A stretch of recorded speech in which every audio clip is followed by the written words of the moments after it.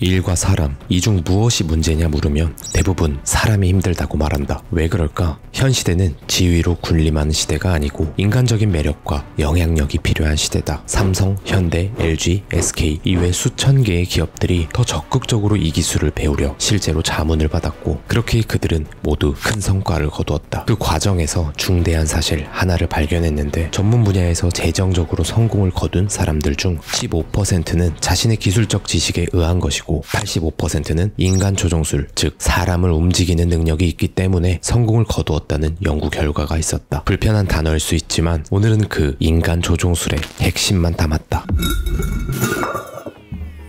10분 안에 책 한 권. 안녕하세요, 장독대입니다. 몇 번 읽은지도 까먹을 만큼 자주 접했던 고전 자기계발서 책 데일 카네기의 인간관계론에 관하여 이야기를 나누려 하는데요. 90년간 부동의 1위를 달리고 있는 자기계발서입니다. 이 책을 한 줄로 줄이면 친구를 사귀고 사람을 이끄는 법입니다. 네, 이게 끝입니다.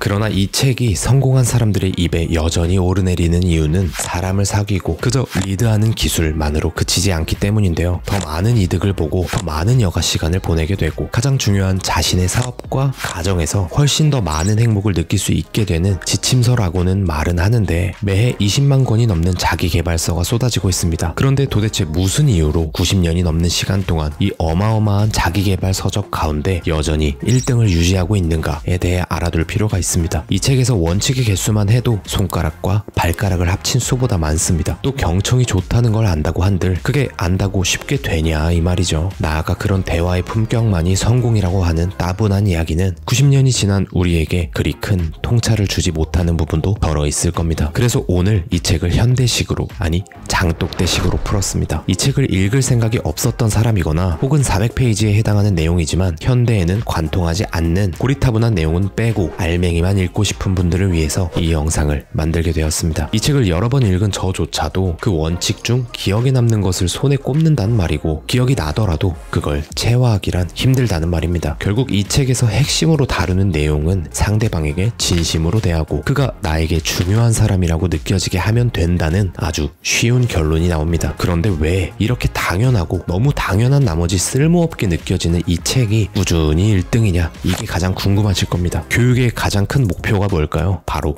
행동입니다. 그런데 이런 지침서나 기술서와 같은 자기계발서에는 늘 오류가 존재하죠. 그 이유는 쉽게 까먹기 때문인데요. 깊은 통찰을 보더라도 돌아서면 까먹습니다. 이 책은 지침서가 아니라 행동서라는 점에 흥미롭습니다. 저자도 서문에 이런 말을 했습니다. 철저하게 반복해서 읽어라. 마치 약팔이처럼 느껴지는데요. 우리가 살아가는 세상은요, 실제로 그 약을 사고서라도 돈, 사랑, 우정, 그 외 모든 관계에서 이득을 보고 있는 사람이 실제로 있다는 사실입니다. 전문직 강의나 교육 플랫폼에서 자주 보이는 사람들의 유형이 있습니다. 아, 나 그거 다 아는데, 그거 내가 해봤는데. 제가 봤을 때 이 데일 카네기의 인간관계론을 익히고 그 스킬을 정말 내가 자주 사용하도록 배치해놓고 실제로 사용하는 사람들은 잘 없다는 거죠. 우리의 부모님은 어렸을 적 우리가 처음 사회적 활동을 하기 전에 이런 말씀을 하십니다. 친구들과 사이좋게 지내라. 네, 어른들도 이걸 알고 있습니다만 이걸 이렇게 추상적으로밖에 설명할 수 없을 테고, 우리는 이 말만을 바탕으로 어른이 되는 겁니다. 그저 다 알고 있고 이미 하고 있는 것처럼 착각을 하고 산다는 거죠. 이제 장독대식 해석 들어갑니다. 우리는 대부분 비난을 두려워합니다. 그렇다면 비판은 쓸데없는 짓이겠죠. 그런데 우리는 충고, 비판, 가르치는 어투를 관에 들어가기 전까지 고치지 못하는데요. 그와 대척으로 우리는 칭찬을 갈망합니다. 그럼 칭찬을 더 많이 하고 비난을 안 하면 되는 거 아니야? 라고 하시겠지만 이번 주만 돌아보세요. 그게 되셨는지. 심리학자 한스 셀리의 말처럼 우리는 칭찬을 갈망하는 만큼이나 비난을 두려워합니다. 나아가 모든 인간은 나쁜 짓을 하더라도 자신을 제외하고 다른 모든 사람들을 비난하는 경향이 있는데요. 우리는 무언가 바로잡아주려고 하거나 비난한다면 아마도 상대방은 자신을 정당화할 테고 다시 그 비난은 우리에게 돌아온다는 얘기죠. 마치 집 비둘기처럼요. 위인은 소인을 다루는 태도에서 그의 위대함을 나타낸다고 칼라일이 말했고, 남의 잘못을 보면 돌이켜 자신을 반성하라는 공자의 말도 있었습니다. 즉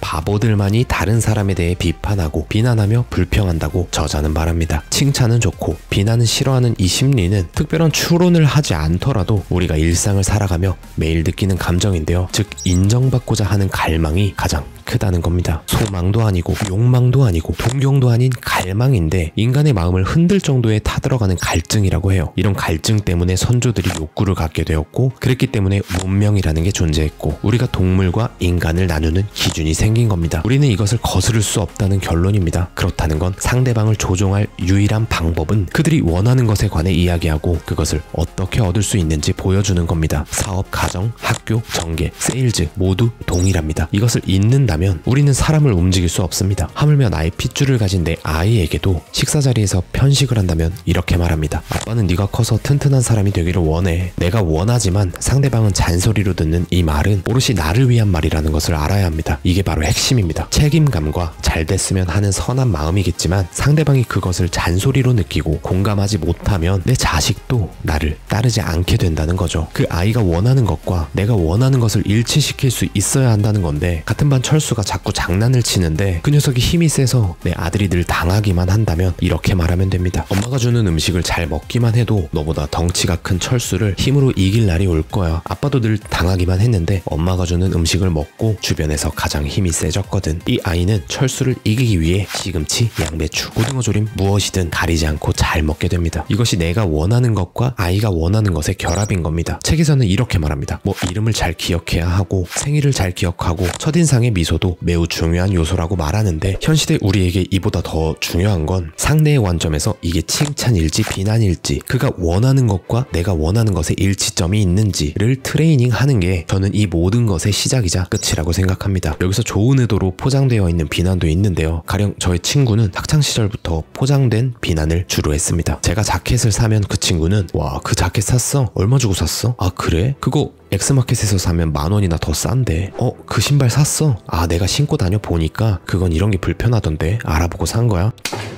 거의 모든 사람은 누구나 자기 자신이 타인보다 어떤 점에서는 뛰어나다고 생각합니다. 그러나 우리는 그 상대방의 마음을 사로잡으려면 오히려 당신이 그들의 중요성을 알고 있다는 것을 은연중에 그들에게 알려주고 성실하게 그들의 중요성을 인정하는 것뿐입니다. 그리고 여기에서 논쟁을 할 필요도 없습니다. 상대방이 틀렸다면 그것을 증명한들 뭐합니까? 어차피 논쟁에는 승리한 사람이 없는걸요. 논쟁에서 지면 지는 거고 이긴다고 해도 지는 겁니다. 이기면 기분은 좋겠지만 상대방은 열등감을 느끼고 그의 자존심을 구겨버린 건데 이게 과연 이득일까 이 말이죠. 남편을 꾸짖는 아내, 말 안 듣는 아이를 혼내는 부모, 우리는 윽박을 지르며 나의 생각을 바꾸는 걸 어려워합니다. 아니 정말 관에 들어갈 때까지 이걸 못합니다. 하지만 그렇게 아이가 어른이 되거나 남편이 함께 늙었을 때를 생각해보면 여전히 당신과 상대방의 의견은 같지 않을 겁니다. 링컨은 한 통의 쓸개즙보다 한 방울의 꿀이 더 많은 파리를 잡을 수 있다 라고 했죠. 그러니까 진심으로 친절하고 다정하게 대하면 그들의 생각이 바뀔 확률이 더 높다는 거죠. 금연구역에서 흡연 중인 모습을 발견한 경비원 할아버지는 이렇게 말합니다. 당신들은 글씨도 못 읽나? 하지만 찰스 슈왑은 그러지 않았죠. 그는 그들에게 다가가 담배를 한 개비씩 나누어주고 밖에 나가 피워주면 참 고맙겠네 라고 말했습니다. 그들이 규칙을 어긴 사실을 각인하고 나의 분노를 전달하는 것보다 오히려 이런 방구 없이 조그만 선물까지 해서 그들 자신의 중요감을 깨닫게 해준 슈왑은 많은 사람들에게 존경을 사게 됩니다. 여러분이 더 많이 알 겁니다. 상대방은 끊임없이 실수할 겁니다. 그러나 그들은 그들이 모르는 것과 그들이 실수한다는 사실보다는 칭찬받기를 원할 것이고 비난하는 것을 더 편해할 겁니다. 그들은 등이 간지럽습니다. 그런데 배를 긁어주거나 화가 난다고 등을 때리는 것은 아무런 승자도 아무런 이득도 없다는 것을 명심하세요. 우리가 그들에게 맞춰야 합니다. 그리고 그 맞춤이 언젠가 그들이 나에게 맞추고 싶어하는 모양이 되고 싶어서 안달나는 것, 적을 원한다면 그들보다 뛰어나면 됩니다. 그러나 친구를 원한다면 여러분보다 뛰어난 사람이 되도록 만들어줘야 합니다. 이것이 인간 관계론이자 인간 조종술이 아닐까요? 책 속의 말로 오늘의 영상 마치겠습니다. 강과 바다가 수천 개도 넘는 산 골짜기 시내의 존경을 받는 이유는 그들보다 아래에서 흐르기 때문이다. 당신이 칭찬하고 기억해주고 상대방을 소중히 한다면 그들은 당신을 보물처럼 여기고 존경을 하게 된다. 그들은 좋은 기억을 일생 동안 되풀이할 것이다. 당신이 그 사실을 까마득히 잊는다고 해도